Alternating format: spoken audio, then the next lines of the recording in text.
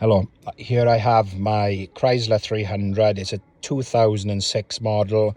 It's also the base model. I've bought it 6 months ago and the power windows have never worked. So there's no power getting to each of the doors window switches. So what I done was checked the owner's manual, worked out which fuse it was, checked that, everything seemed to be working.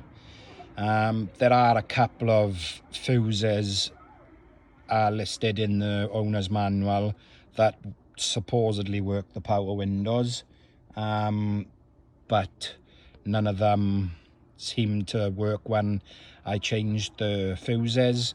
So the issue is that the window switch wouldn't work, but the locks worked, and the wing mirror. So I checked the connections in the door, watched a video on YouTube, checked the fuses that the guy suggested, which were different to the ones that were suggested in the owner's manual. They now work, as you can see, all four of them.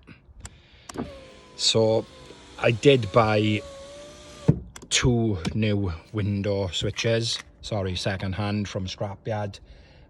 One came from America up to Ontario in Canada. Put both of them in separately, of course, and not one of them worked. So I went back into the owner's manual and found that there wasn't a fuse, it was actually a breaker that controls the windows.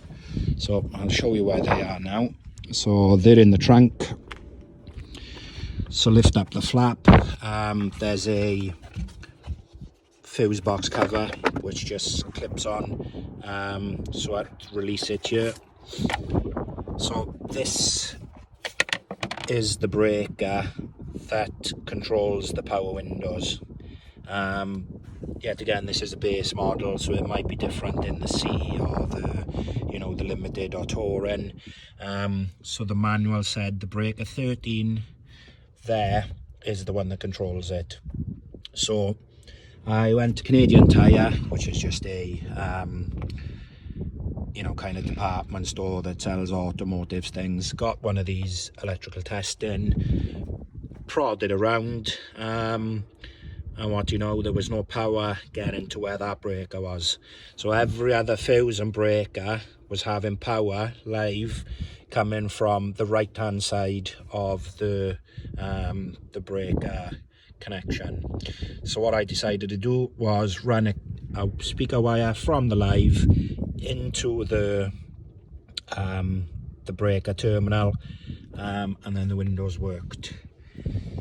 So hopefully this will help other people. This is probably 3 or 4 months of racking my brains and waiting for parts to arrive, and it was just a simple electrical testing screwdriver, which was 13 Canadian dollars, and a bit of wire that I got from my brother-in-law.